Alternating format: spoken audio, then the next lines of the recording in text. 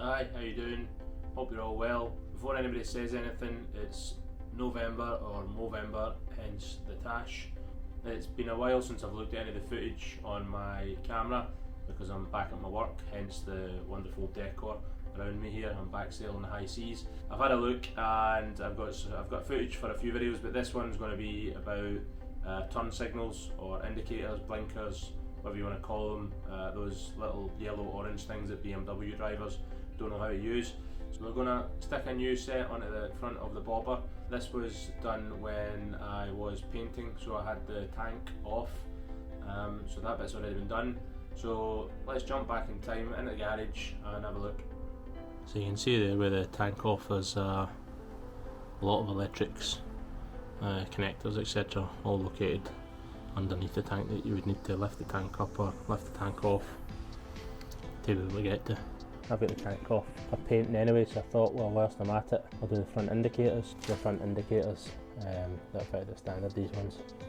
Runs out the back of the indicator here and runs up and into this set of cables here, little cable bracket holding it together.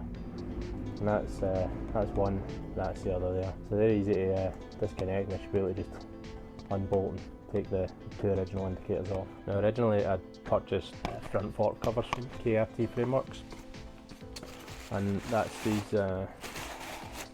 black anodized tubes that have been made to measure for fitting over the front forks, and also to house an 8mm indicator. Now when I bought these, I bought them along with Motogadget Blaze turn signals. Now since purchasing the tubes, these fork covers, I've then decided to fit a dark fly screen, which means that these no longer fit. Quite tidy looking indicators, 8mm thread on them. So what I'm going to do is remove the existing and bolt these in their place. Now to do that, I'm going to need an adapter to fit onto the original fork brackets, and they come from Motogadget Customs. Yeah, Motogadget Customs are based in the UK, and they've got lots of bits for the bobber and other fry arms. But also you can have a look at Motogadget themselves. They've got their own version of these brackets.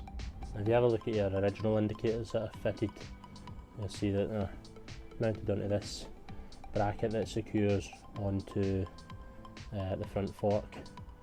Now I'm going to remove this piece, which means I'm then going to have an adapter to fit the new lights onto, and these little adapters from Motogadget Customs do exactly that.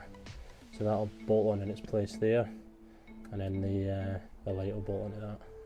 So as you can see, the light goes in through this bracket.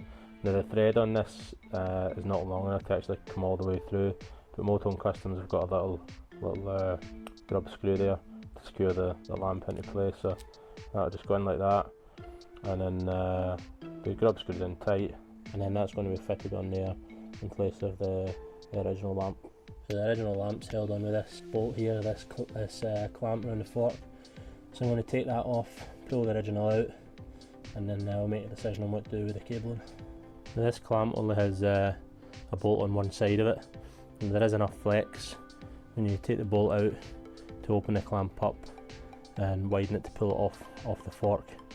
And you can see there's just another bolt there that's holding the lamp onto the bracket itself.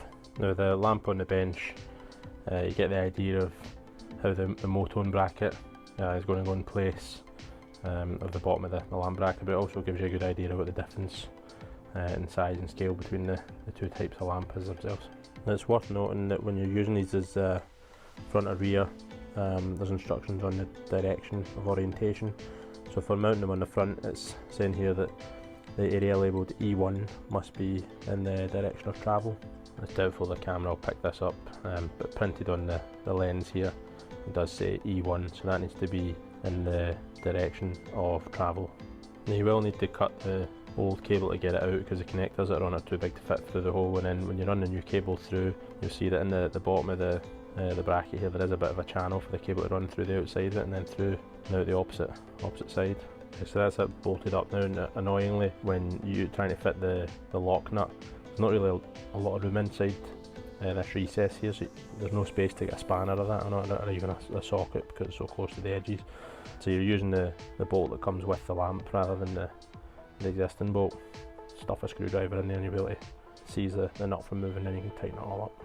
So that's one side on and fitted. Just bear in mind when you put them on that the brackets actually don't sit horizontal, they point down the way a wee bit, so just check your direction of the lamp again with that E1 once you get it fitted to the bike, make sure it's pointing horizontal. So that's both sides fitted. They look pretty good. Big difference compared to the stock. All we've got to do now is wire them up and then test them, but I'll need to wait till I get the tank back on and reconnect the battery. Hopefully that was of interest to some of you if you're looking at changing your front indicators yourself. Now we're getting into the winter now, so make sure you top up your blinker fluid, get prepared for the cold weather coming, and if you liked the video, maybe hit subscribe, hit like, check out my other videos, and I'll see you next time. Cheers.